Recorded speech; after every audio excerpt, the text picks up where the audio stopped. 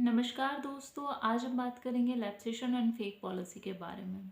और इस तरह के टॉपिक पे वीडियो बनाने के लिए थोड़े गट्स तो चाहिए, क्योंकि इस तरह के टॉपिक पे कोई भी ओपनली बात नहीं कर रहा है। तो इसलिए आपसे रिक्वेस्ट है, प्लीज़ वीडियो को लाइक करें, शेयर करें एंड चैनल को सब्सक्राइब करें। अगर ऑलरेडी सब्सक्राइब किया हुआ है तो एक सब्सक्राइबर ऐड करवा दीजिए, बस इतनी सी रिक्वेस्ट है। चलिए अब वीडियो शुरू करते हैं। कुछ दिन पहले मैंने एक शॉर्ट वीडियो बनाई थी जिसमें मैंने कहा था कि इनिशियल 2 ईयर का लैप्सेशन एनओपी में काउंट नहीं होगा। आप में से कुछ लोगों ने इस बात का यह मतलब लगा लिया कि आप जो भी लैप्स पॉलिसी हैं वो आपके टारगेट में काउंट नहीं होंगी, जबकि इस बात का सिर्फ इतना सा मतलब है कि इनिशियल 2 ईयर्स में लैप्सेशन का आपकी परफॉर्मेंस और आईबी कैलकुलेशन पर कोई भी फ़र्क नहीं पड़ेगा। एक एग्जाम्पल से समझते हैं।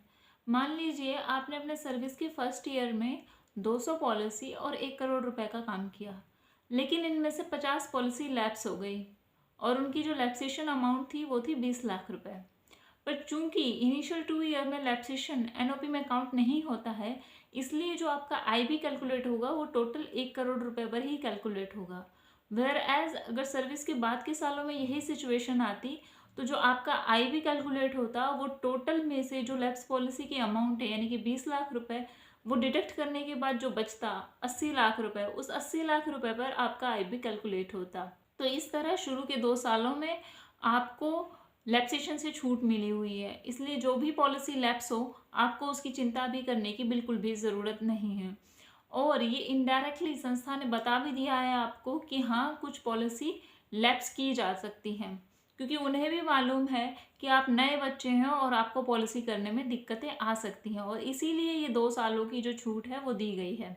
इसके अलावा एक बात और बताना चाहूँगी कि जो कॉस्ट रेशो है वो हमेशा टोटल पर ही कैलकुलेट होगा, चाहे आपकी सर्विस को कितने भी साल हो गए हों। अब कॉस्ट रेशो और आईबी कैसे कैलकुलेट किया जाता है उसके बारे में हम किसी और वीडियो में चर्चा करेंगे, पर अभी आप मोटा मोटा इतना समझ लीजिए कि कॉस्ट रेशो मेंटेन करने के लिए आपको आपकी सैलरी का 5 से 6 गुना काम करके देना होता है। आई होप अब आपका कन्फ्यूज़न दूर हो गया होगा। चलिए अब आते हैं फेक पॉलिसी पे। जब मैं ये वीडियो बना रही थी तो मैंने काफ़ी सोचा कि इस तरह आकर बोलना क्या पॉलिटिकली करेक्ट होगा, पर चूंकि मेरा काम आप लोगों को क्लैरिटी देना है तो मुझे लगा कि अगर मैं बात नहीं करूँगी तो और कौन बात करेगा। So here I am. देखिए, कोई भी इंडस्ट्री हो, चाहे वो मेडिकल हो, एजुकेशन हो या इंश्योरेंस सेक्टर हो, हर किसी इंडस्ट्री के अपने लूप होल्स होते हैं और मैल प्रैक्टिसेस होती हैं। रिबेट और फेक पॉलिसी इंश्योरेंस इंडस्ट्री की ऐसी ही दो मैल प्रैक्टिसेस हैं। फेक पॉलिसी क्या होती है? वैसे तो दोस्तों आप में से बहुत सारे लोगों को पता है कि फेक पॉलिसी क्या होती है, पर जिन्हें नहीं मालूम मैं उन्हें बताना चाहूँगी।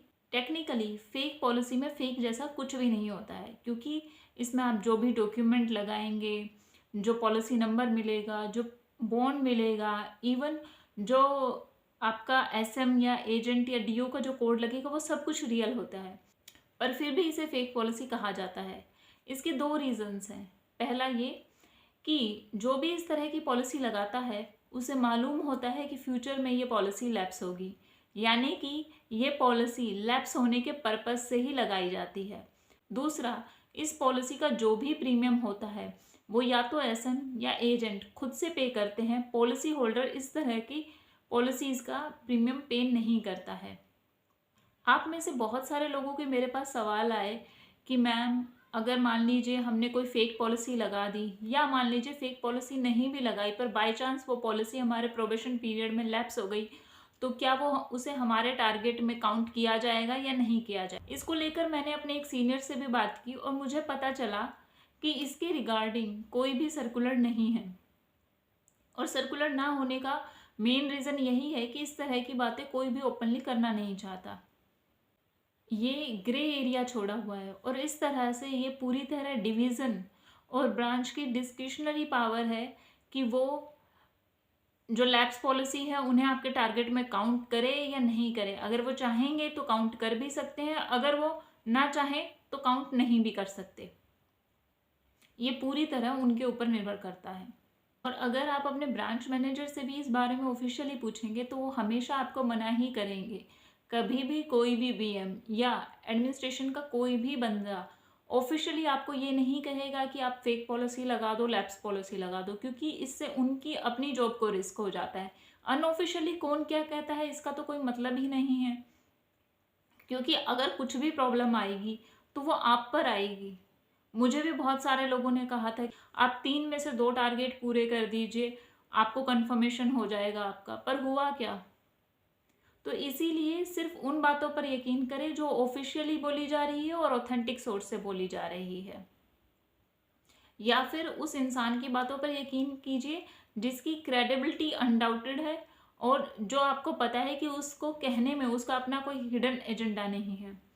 और यहाँ मेरा अपना कोई निहित स्वार्थ नहीं है, इसलिए मैं जो भी बातें आपको बताती हूँ वो पूरी क्लैरिटी और ऑथेंटिसिटी के साथ बताने की कोशिश करती हूँ। देखिए, ह्यूमन एरर तो किसी से भी हो सकती है, पर मेरा मोटिव हमेशा यही रहता है कि आपको जो भी जेन्युइन चीज़ें हैं, जो ऑथेंटिक चीज़ें हैं, वही बताई जाए। इसके अलावा जो लोग अपने कंफर्मेशन को लेकर वरीड हैं, उनको मैं बता दूं कि मैंने कंफर्मेशन की निंजा टेक्निक पर पहले भी एक वीडियो बना रखी है, आप वो देख सकते हैं। उसका लिंक मैं यहाँ कहीं आई बटन में प्रोवाइड करा दूंगी। और अगर उस वीडियो को देखने के बाद भी कुछ लोगों को लगेगा कि नहीं, मेरा तो पॉलिसी का टारगेट फिर भी पूरा नहीं हो रहा है, तो इस वीडियो में मैं आपको वो सारे टिप्स, तरीके, जुगाड़, जिन्हें कुछ भी कह लो, वो बता दूंगी जो प्रैक्टिस में हैं और जो पहले भी लोगों ने यूज़ किए हैं और जिनको यूज़ करके आपका पॉलिसी का टारगेट पूरा हो जाएगा। देखिए, इस वीडियो में मैं कोई वर्डिक्ट नहीं दे रही हूँ कि आपको क्या करना चाहिए, क्या नहीं करना चाहिए, क्या गलत है और क्या सही है। ये आपको खुद डिसाइड करना है कि आपको क्या करना है। आपके लिए आपकी सिचुएशन के अकॉर्डिंग क्या बेस्ट है, क्या करना चाहिए आपको, क्या नहीं करना चाहिए, ये पूरी तरह से आपका निर्णय होगा, ये आप पर निर्भर है। मेरा काम, एक मेंटर जो होता है उसका काम सिर्फ रास्ता दिखाना होता है, उसको ऑप्शंस दिखा देना होता है। अगर मान लीजिए कुछ ऐसी इमरजेंसी सिचुएशन आती है जिसमें कोई जुगाड़ चाहिए होता है, तो मेरा काम वो जुगाड़ भी बता देना है। बाकी क्या करना है, क्या नहीं करेंगे, वो अल्टीमेट डिसीजन हमेशा आपका होगा। मैं कभी भी कोई भी जो डिसीजन होता है वो अपना आप लोगों के ऊपर कभी नहीं थोपती हूँ। आप सब लोग 20 साल से ऊपर हैं, सब लोग मैच्योर हैं, समझदार हैं सब लोग। चूंकि लैप्स पॉलिसी ग्रे एरिया में आती है, इसलिए मैं आपको एडवाइस करूंगी कि इस तरह की पॉलिसीज़ को हमेशा लास्ट के लिए बचा के रखें। इसका रीज़न ये है कि जब हमें ये पता है कि कोई चीज़ ग्रे एरिया में आ रही है, तो हम इतना रिस्क क्यों लें? हम मेहनत भी करेंगे, काम भी करेंगे, पैसा भी लगाएंगे, और हमारा पर्पस भी फुलफिल ना हो तो फिर क्या फ़ायदा हुआ हमारा उस चीज़ को करने का? तो इसलिए इस तरह की पॉलिसीज़ लास्ट के लिए रखनी है। इनिशियल मंथ्स में चाहे कितना ही प्रेशर आए, चाहे कोई कंपटीशन आए कि आपको लगे कि हाँ चलो ठीक है, ये कंपटीशन आ रहा है, क्वालिफाई कर ले, थोड़ा सा कई बार लालच भी आ जाता है ना कि हाँ भाई ब्रांच में हाईलाइट होना है, हमारी फ़ोटो वोटो आ जाएगी। तो इस तरह के लालच से बचे और इस तरह की पॉलिसी लगाने से भी बचे शुरू के मंथ्स में। तो अभी आप क्या करेंगे? अभी आपको थोड़ा वेट करना है। जब आपकी सर्विस को 9 महीने हो जाएंगे तब आपको एक फेयर आइडिया हो जाएगा अपनी सिचुएशन का भी, और आपको ये भी पता चल जाएगा कि आप कितने पानी में हैं। उस समय डिसाइड कीजिए कि आपको क्या कोर्स ऑफ एक्शन लेना है। उससे पहले क्या करेंगे आप?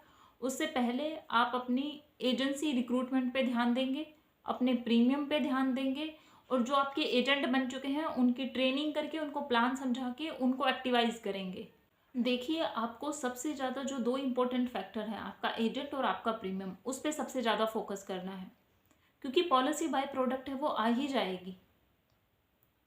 और अगर मान लीजिए फिर भी खुदा ना खास्ता ऐसी सिचुएशन बने कि आपको इस तरह की लैप्स पॉलिसी लगानी भी पड़े, तो उसका तरीका भी बता देती हूँ। ऐसा नहीं है कि आपको एक ही दिन में 45, 50, 100 पॉलिसी आपने डाल दी। आपको हाईलाइट नहीं होना है बिल्कुल भी।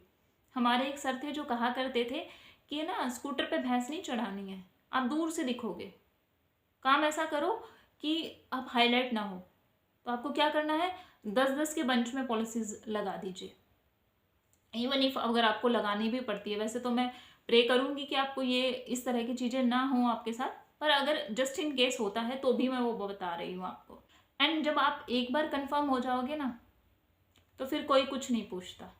मैं ऐसे बहुत सारे लोगों को पर्सनली जानती हूँ जिनकी कंफर्मेशन के बाद बहुत सारी पॉलिसीज़ लैप्स हुई, बट हु केयर्स देन? तब पूछता कौन है? ये सब चीज़ें जो होती हैं ना, फिर वो बेमानी हो जाती हैं। तो इस तरह दोस्तों मैंने आपको बहुत ही बेबाकी, बोल्डली और ओपनली ये सारी बातें बताई जो शायद कोई नहीं बोल रहा है यूट्यूब पर। तो मुझे नहीं लगता कि इस तरह की कोई बातें बोल रहा है। तो मेरी इस हौसला अफजाई के लिए आपसे चाहूँगी कि आप प्लीज़ लाइक करें, वीडियो को शेयर करें एंड चैनल को सब्सक्राइब करें।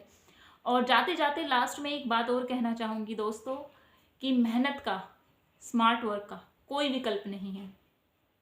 अगर आपको इस जॉब में सरवाइव करना है तो अपनी जो टीम बिल्डिंग है और अपने जो प्रीमियम है उस पर ध्यान दीजिए, इस पर फोकस करिए, क्योंकि ये दोनों जब आएंगे तो पॉलिसी बाय प्रोडक्ट है वो आ ही जाएगी। जब तक आप अपने स्किल्स पे काम नहीं करेंगे, चाहे वो अपनी नॉलेज हो, कम्युनिकेशन स्किल्स हो, प्रेजेंटेशन स्किल्स हो, और जब तक आप एजेंट नहीं बनाएंगे फील्ड में निकल के, तब तक यकीन मानिए कोई भी जुगाड़, कोई भी ट्रिप्स जो मैंने बताई यहाँ पे कुछ भी काम नहीं करेगा। क्योंकि जुगाड़ भी तभी चलता है, मतलब जुगाड़ जो होते हैं ना वो इमरजेंसी मेथड्स होते हैं। ये जो हमने बात की है अभी लैप्स पॉलिसी की, फेक पॉलिसी की, ये सब जुगाड़ हैं, टेम्पररी बेसिस पे हैं। ये कभी भी सब्स्टिट्यूट नहीं हो सकता आपकी मेहनत का, आपकी टीम बिल्डिंग का, आपके एजेंट का, ये सब्स्टिट्यूट थोड़े ना है। तो या दोस्तों that's it, thank you and all the very best.